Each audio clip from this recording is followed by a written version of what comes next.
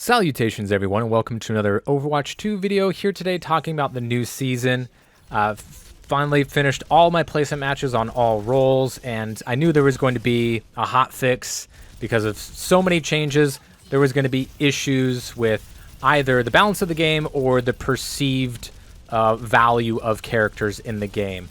Obviously, there are always going to be certain characters that the community and the dev team are okay with being strong, and there are certain characters that the community and the dev team are not okay with being strong. So I knew some changes were absolutely coming, especially with Zenyatta being good, because when Zenyatta is good, it never lasts. The community is just not okay with Zenyatta being good, and so I knew he would get nerfs. But I'm surprised they aren't as big as I thought they were. They didn't go after the Discord, which has already been nerfed, 2 times in the past year.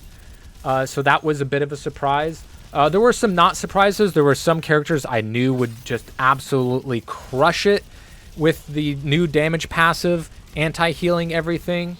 Torbjorn, he's in the top 3 win percentage at like every single level of play because his turret is anti-healing everything, and with the HP buff and his pocket ultimate on cooldown, he can be super duper unkillable. And Molten Core, still really good ultimate. Area denial can, melt a tank or, really punish a death ball or a team fortified and grouped up thinking they're safe.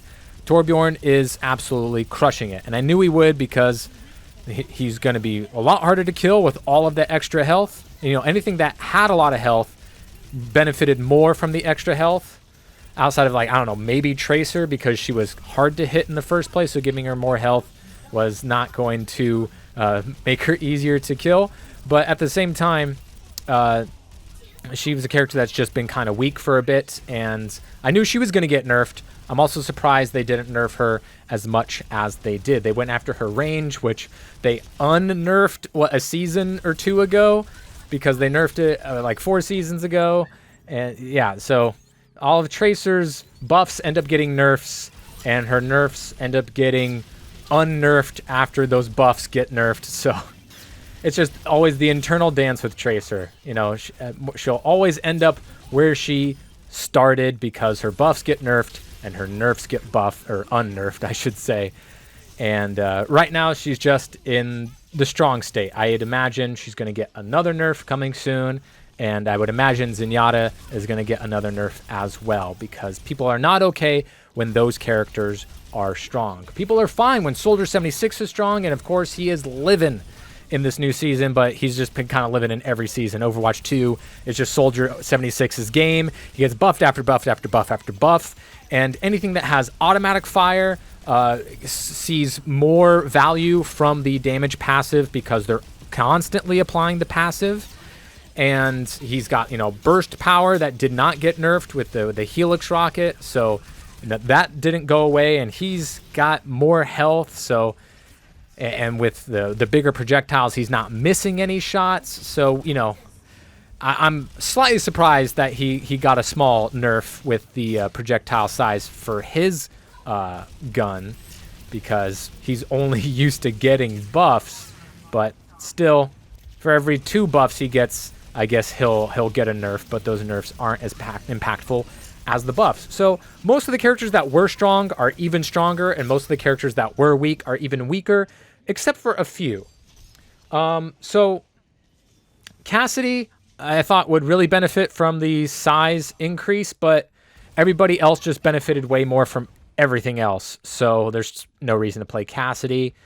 Sojourn has seen a big drop at every single level, and she was already toward the bottom, even at Masters and Grandmasters, where people are hitting those one-shots. Now she can't really one-shot that with the railgun anymore, which we kind of saw coming. Genji has risen a lot. I knew he was going to do well because, kind of like Moira, he wouldn't usually lead the whole lobby in damage, but he would lead the lobby in limbs because he touches everything.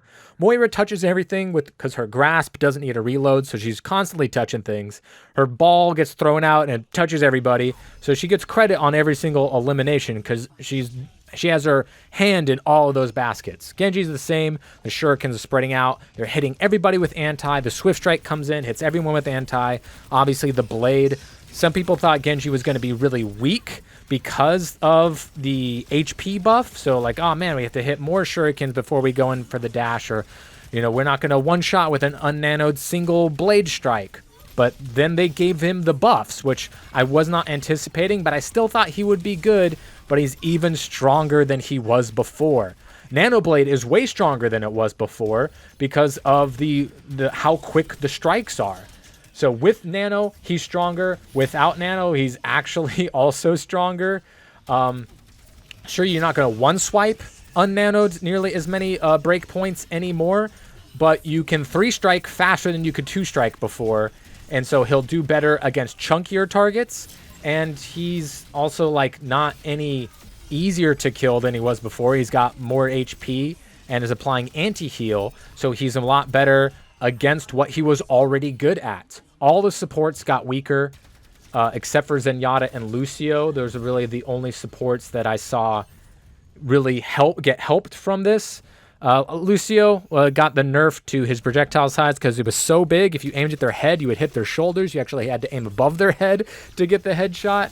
So, you know, that was kind of like a learning experience for Lucio players that knew that. But if you didn't know that, he felt, I don't know, maybe weaker because you thought you were getting headshots, but you weren't. But, you know, his boop, that increase numerically does not seem significant. But holy moly, in practice, is it ginormous. Absolutely ginormous. So many more Lucio boop kills are coming in.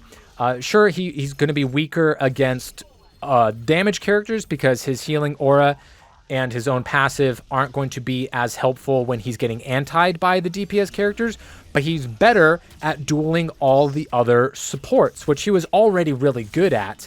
And the kind of the theme of this patch was anything that was good at dealing damage or facilitating it dealing damage, like Discord Orb, just got way stronger in this game. So people thought Mercy would be bad because of, you know, everybody has more HP, so healing isn't as useful. But listen, you know what doesn't ever lose value? Rezzing a target.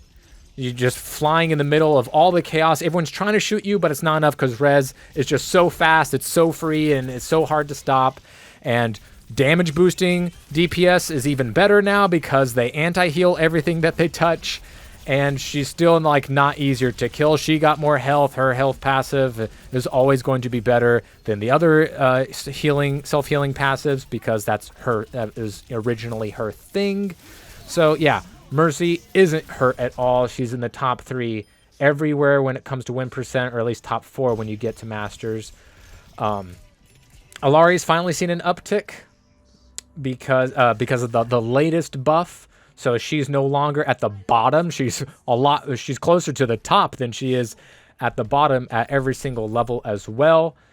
And obviously Zenyatta is the one people are talking about, but Lucio is actually the bigger threat in my mind, and as always, Lifeweaver and Ana are just not doing well. All the supports are getting hurt. Kiriko is even weaker than she was before, and she already wasn't doing very well, even if it was annoying for her to save somebody with a Suzu every 14 seconds or whatever it was. But Lucio, super duper strong. Discord Orb, you have to account for it. If you're trying to play like you don't have a Discord Orb on you, you're just going to get destroyed. If the team is not accounting for that or trying to measure up against that, that's just going to be a loss. And people aren't used to Zen being good, so they're not used to, you know, having to deal against him. So that kind of skews the numbers a little bit as people, you know, learn to fight against Zen. But obviously he was going to get a nerf. I'm surprised it wasn't bigger. But all the other supports outside of Alari, Zen, and Lucio, they all kind of got worse. Moira is absolutely still playable because she's hard to kill and she deals damage. So Moira, absolutely consistent pick across the board. When it comes to tanks, what was bad is still bad outside of Wrecking Ball. This is kind of the best that he's been in a long time because he's a lot harder to kill. So like you can absolutely pop off more so with him than you could before. Not to say he's near the top. He absolutely is not. He's toward the middle ground on the low side. but stronger than he has been. Absolutely, for sure. D.va is seeing an uptick. It's fun to see, more opportunities to play D.va. She was on the come up a bit last season. I even had a video ready for it, but then all the changes were announced, and I was like, well, this video is not going to be relevant in a couple of weeks, so why even bother? But yeah, it's nice to see that I can finally play D.va. She really hasn't been playable very much since Season 1. Even though I had a few good games with her last season, it was just super niche, and she could get easily shut down by Zarya, and then Zarya didn't do so well when the season first started, so of course they had to buff her. So while Zarya isn't doing that great, she still can completely shut down a D.va, no problem. I mean, I've still played D.va into Zarya and won those games because I know how to play against her, and I have a lot of experience, and maybe I had a good teammate also help facilitating killing squishies or things like that. Sigma just kind of still where he was, like still pretty darn good on the vast majority of maps. Reinhardt has a shield, so he's not nearly as hurt as other tanks have been when it comes to constantly getting antied by the DPS passive. But he can still get rolled. But he can roll a lot more so than he could before, and when he does roll, he rolls even harder than he did before. So Ryan could get shredded, or he can absolutely face roll you, and he's a bit more consistent in his ability to face roll, but can still get blown up. If you're playing Bastion, Discord, nothing matters. Even though Bastion doesn't have the highest pick rate that he used to have, and his win rate isn't that great, Bastion's still amazing. He's got fully automatic fire. He shreds any tank that does not have a shield.